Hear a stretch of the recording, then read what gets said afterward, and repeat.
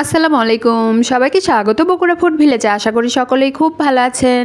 আজ আমি আপনাদের সাথে শেয়ার করব 1 কাপ আটার একটি মাত্র ডিম দিয়ে খুবই মজার সকাল বিকেলের নাস্তার রেসিপি।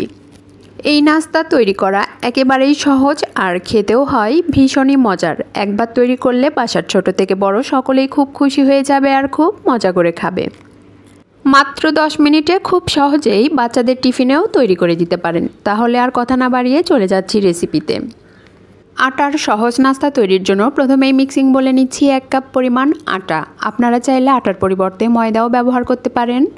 স্বাদ মতো লবণ, 1 চা চামচ পরিমাণ চিনি, হাফ চামচের একটু বেশি অ্যাক্টিভ ড্রাই ইস্ট। এখানে অবশ্যই চেষ্টা করবেন ভালো মানের ইস্ট ব্যবহার করতে। এবার একটা চামচের সাহায্যে সবগুলো খুব ভালোভাবে মিশিয়ে নিচ্ছি। মেশানো হয়ে গেছে। এখন এর সাথে অল্প অল্প করে কুসুম গরম পানি অ্যাড করে খুব ভালোভাবে মিশিয়ে সফট ডো তৈরি করে নিচ্ছি। পানি এমন গরম হবে যেন আঙুল চোবালে সহ্য করা যায়। পানি একবারে দেওয়া যাবে না, তাহলে ডো একেবারেই নরম হয়ে যেতে পারে। অল্প অল্প করে পানি দিয়ে সফট ডো তৈরি করে নিতে হবে। এই ডো একেবারে শক্ত হবে না, অনেকটা সফট হবে। ডো একেবারে রেডি হয়ে গেছে। এখন এর সাথে 1 চা চামচ পরিমাণ রেগুলার রান্নার তেল অ্যাড করে আবারও খুব ভালোভাবে মিশিয়ে নিচ্ছি। এতে করে ডো অনেক বেশি সফট আর মসৃণ থাকবে, ওপর থেকেও ড্রাই হয়ে যাবে না। এখন এটাকে একটা ঢাকনা দিয়ে ঢেকে 20 মিনিটের জন্য রেস্টে রেখে দিচ্ছি। এর ফাঁকে নাস্তার ভিতরের পুর তৈরি করে নেব। এর জন্য চুলায় একটি প্যান বসিয়েছি। প্যানে দিচ্ছি 2 চা চামচ পরিমাণ রেগুলার রান্নার তেল। তেল গরম হয়ে গেছে। এখন এর সাথে অ্যাড করছি হাফ কাপ পরিমাণ পেঁয়াজ কুচি, 2টি কাঁচামরিচ কুচি। হালকা নেড়েচেড়ে ভেজে নিচ্ছি। একেবারে ব্রাউন কালার করে ভাজার দরকার নেই, হালকা ভাজা হলে এর সাথে অ্যাড করছি 1 চিমটি পরিমাণ হলুদের গুঁড়া। হলুদের গুঁড়া দেওয়ার পর 1 মিনিটের মতো নেড়েচেড়ে ভেজে নিচ্ছি। এরপর সবগুলো প্যানের এক সাইডে রেখে দিচ্ছি। এখন একটা ডিম ভেঙে দিচ্ছি। ডিমটাকে এবার স্ক্রাম্বল করে নিচ্ছি। ডিমটাকে একবারে কুচি কুচি করে সবগুলো একসাথে মিশিয়ে নিচ্ছি। কিভাবে কাজটি করছি একটু খেয়াল করলেই বুঝতে পারবেন। সবগুলো খুব ভালোভাবে মেশানো হয়ে গেলে এর সাথে অ্যাড করছি স্বাদ মতো লবণ। এই পর্যায়ে লবণ অ্যাড করলে লবণ পুরোটাতেই খুব ভালোভাবে মিশে যাবে। লবণ অ্যাড করার পর সবগুলো আবারও খুব ভালোভাবে নেড়েচেড়ে মিশিয়ে নিচ্ছি। মেশানো হয়ে গেছে। নাস্তার ভিতরের পুর একেবারে রেডি। এখন এটাকে নামিয়ে ঠান্ডা করে নিচ্ছি। এবার আগে থেকে যে ডো রেডি করে রেখেছিলাম, 20 মিনিট পর ঢাকনা সরিয়ে দেখুন ডো একেবারেই ফুলে ডাবল হয়ে গেছে। এখন এটাকে আটা মিশিয়ে খুব ভালোভাবে মথে নিচ্ছি।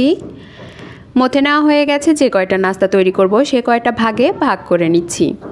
এখানে আমি 1 কাপ আটার ডো থেকে 6টি লেচি কেটে নিয়েছি। এবার নাস্তা তৈরি করার জন্য একটা বোর্ড নিয়েছি। বোর্ডের উপরে সামান্য আটা ছড়িয়ে দিচ্ছি। এবার একটা লেচি নিয়ে নিচ্ছি। এখন এটাকে একটা ছোট রুটি তৈরি করে নিচ্ছি। এই রুটি একেবারে মোটা বা একেবারে পাতলা হবে না, মিডিয়াম পুরুত্বের হবে।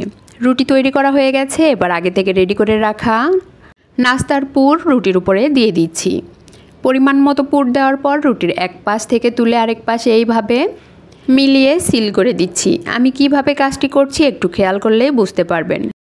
সবগুলো নাস্তা আমি একইভাবে তৈরি করে নিচ্ছি। নাস্তাগুলো তৈরি করা হয়ে গেছে। এবার ভাজার জন্য চুলায় একটি প্যান বসিয়েছি। প্যান গরম হয়ে গেছে। একটা একটা করে নাস্তা গরম প্যানে দিয়ে দিচ্ছি।